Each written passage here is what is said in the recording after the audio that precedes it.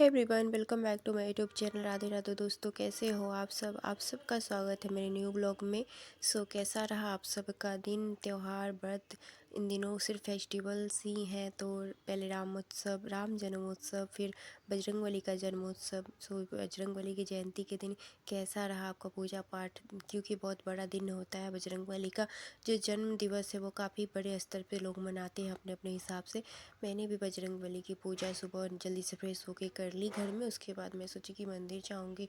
मेरे बगल में ही मंदिर है और धूप थोड़ी सी ज़्यादा चढ़ जाती है जल्दी। आजकल सुबह इतनी धूप निकल जाती है, तो मैं आन्या को लेके नहीं गई थी। मैंने उसे टॉय वगैरह दे दिया था और मैं जा जल्दी से हनुमान जी के दर्शन करके बस आ गई थी जल्दी से ही।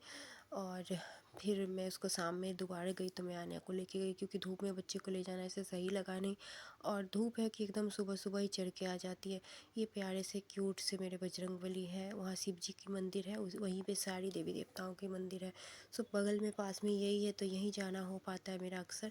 यहाँ बजरंगबली की पूजा कर ली। उसके बाद मैंने भोलेनाथ को भी जल चढ़ाया और पूजा पाठ कर ली। थोड़ा लेट पहुँची थी, इसलिए भीड़ थी नहीं उस वक्त, क्योंकि जल्दी जल्दी सुबह लोग कर लेते हैं पूजा।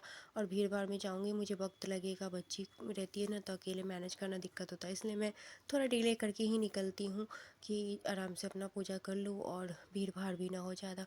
तो इस तरह से पूजा आरती कर लिया। वहाँ पे ही मैंने हनुमान चालीसा का पाठ कर लिया।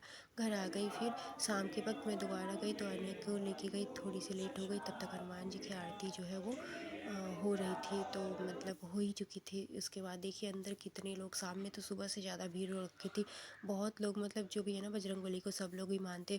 तो वहाँ पे मार्केट है और पास में ही बहुत सारे, मतलब बड़ा सा मार्केट है हमारा रामपुर मार्केट। तो जो भी दुकानदार वगैरह सब वहाँ शाम के वक्त आ रहे थे, भगवान जी को लड्डू प्रसाद चढ़ा रहे थे अपने अपने हिसाब और अपनी अपनी खुशी श्रद्धा से। आन्या इधर है और मैं फिर भोलेनाथ के दर्शन कर ली, दिया बत्ती कर ली। और फिर आज तो बस डस्टिंग ही डस्टिंग मैं सुबह से कर रही हूँ, क्योंकि धूल भरी आंधी चल रही है रेगुलर। तो हस्बैंड जी तो मेरी सास के बराबर है, तो अगर मैं खुद भी कर लेती हूँ और ना करूँ तो वो ताना देने लगते हैं। कल ही सुना रहे थे मुझे कि पूरे धूल जमे हैं सब पे। तो फिर मैंने सोचा आज साफ़ कर लेती हूँ। तो झाड़ू लेके सबको मैंने ऊपर ऊपर से झाड़ू से साफ़ किया। उसके बाद मैं अच्छे से गीले कपड़े से सबको पोंछी।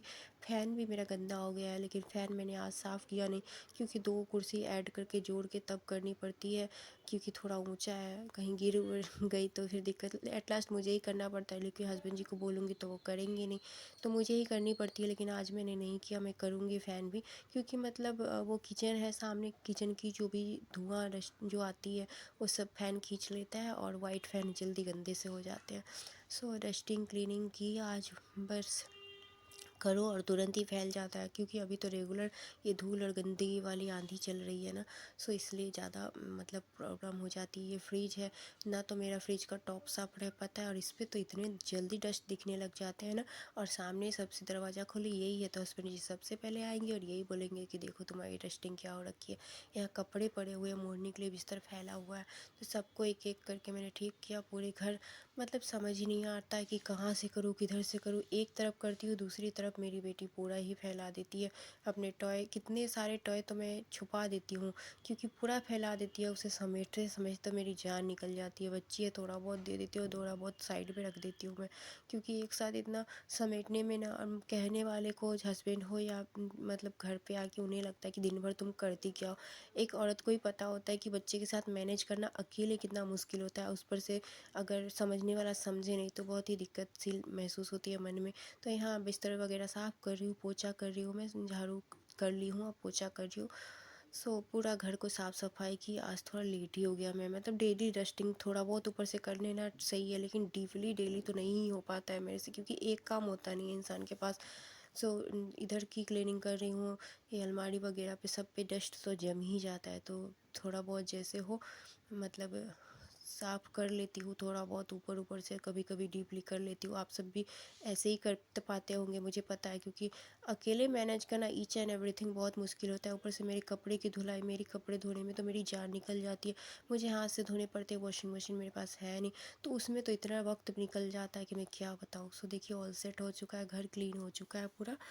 और उसके बाद नहा धो के आ गई। उसके बाद खाना पीना खा के ये बेटू के साथ मम्मा बेटू मस्ती चल रही है। कभी कूट देती हूँ, गुस्सा आ जाता है, कभी प्यार जताती हूँ। यही है माँ का हाल। Thank you.